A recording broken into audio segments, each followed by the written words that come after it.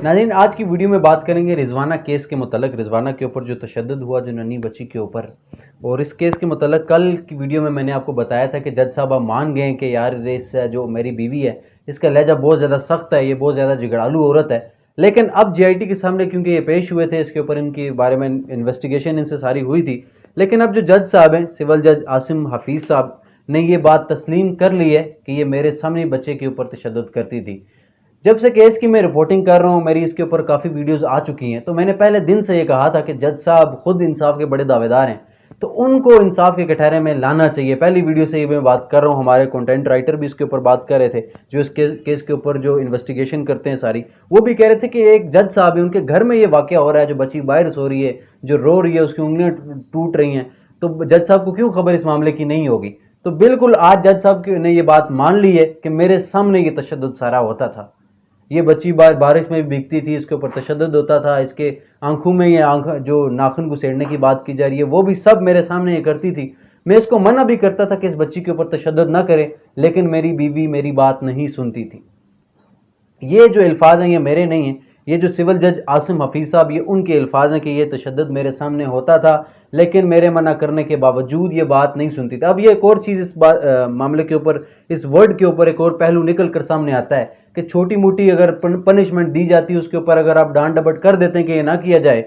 तो फिर तो बात समझ में आती है। लेकिन ये जो तशद्दुद किया जा रहा है, ये इतना एक्सट्रीम लेवल के ऊपर हुआ है कि तकरीबन ये अल्लाह पाक ने उस बच्ची की जान बचाई है, और ये जान बचाने का सिर्फ मकसद भी यही हो सकता है कि इन दरिंदा सिर्फ लोगों का जो चेहरा है वह दुनिया के सामने आ जाए। तो अब ये जो जज साहब हैं ये तो बात मान चुके हैं, और अब जो ये जो केस है, इसकी जो केस जो लड़ रहे हैं कोर्ट में, जो फ्री केस ये रिजवाना के लड़ रहे हैं, वो फैसल जट साहब है, क्योंकि इसके वालिदैन जो है रिजवाना जो बच्ची, उसके वालिदैन तो बड़े गरीब लोग हैं, तो वो ज़ाहिर बात है वकाला की जो फीसेज है वो तो बर्दाश्त नहीं कर सकते। तो फैसल जट साहब को बिल्कुल खराज तहसीन पेश करता हूँ। वो इस सारी ये जो बच्ची का केस है ये लड़ रहे हैं, लेकिन ये इस मामले में भी एक बड़ी बुरी खबर ये है कि उनके ऊपर भी हमले की तैयारियां हो रही हैं, उनको ये थ्रेड मौसूल हो रहे हैं, उनको धमकियां दी जा रही हैं कि आपको जान से मार देंगे, आप पीछे हट जाएं, इस्लामाबाद आए तो ये कर देंगे वो कर दें। लेकिन उन्होंने ये बात कर दी है खुले अल्फाजों में कि मुझे मेरे खिलाफ पूरी दुनिया हो जाए,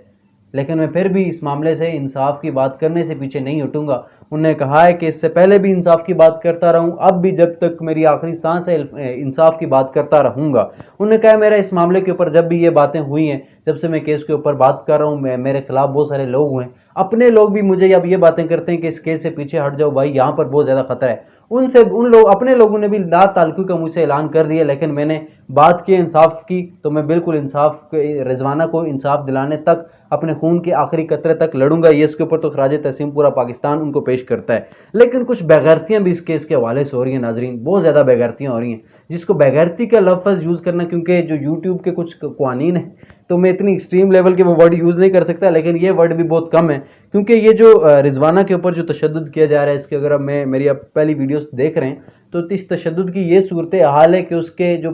ज़ख्म है उसके अंदर कीड़े पड़ चुके हैं, उसकी उंगलियां टूटी हैं, वो चलने के काबिल नहीं रही, उसके फेफड़ों में इन्फेक्शन हो चुका है। तो फेफड़ों में जो इन्फेक्शन है उसके मतलब तो जो डॉक्टर्स हैं उन्होंने भी बहुत ज़्यादा इसके ऊपर तशवीश का इजहार किया था, आया कि बचती है या नहीं बचती, क्योंकि खून में इन्फेक्शन है, फेफड़ों की बुरी सूरत हाल है। लेकिन ये जो सोमिया आसिम है, ये जो जज साहब की जो बीवी है जिसने ये तशद्दुद किया है, जो मुलजिमा है, उसके जो सपोर्टर हैं, जो इनके हक में बात करने वाले कुछ यूट्यूबर वगैरह ऐसे भी हैं, तो वो कह रहे हैं कि ये जो बच्ची है इसको बहुत ज़्यादा आदत थी, इसकी आदत थी, इसको ये शौक था कि वो खाद जो होती है खाद खाने का उसको शौक था, दैट इज़ वाई उसके जो फेफड़े हैं उसके अंदर जो है ना खून जम चुका है, वो सिर्फ उस वजह से हुआ है, बाकी ये सिर्फ बातें बनाई जा रही हैं। तो इतना तशद्दुद जो सब कुछ साबित हो चुका है, मेडिकल रिपोर्ट आ चुकी है, डॉक्टर कह रहे हैं, इतना मेडिकल का एक आला सतही बोर्ड हुआ, JIT तश्कील दी, लेकिन ये बेगैरती अपनी अभी भी नहीं छोड़ रहे। जज साहब ने उनके सामने जो वकील थे उन्होंने आयत पढ़ी थी कि इंसाफ कायम करना चाहिए, वो मफहूम के मुताबिक उन्होंने कहा था मुझे कोई ये ना समझाए जी कि इंसाफ करना है या नहीं करना, मुझे पता है कि कितना इंसाफ करना है, मैं खुद करूंगा। यानी कि इस लेवल तक उनका ये लहजा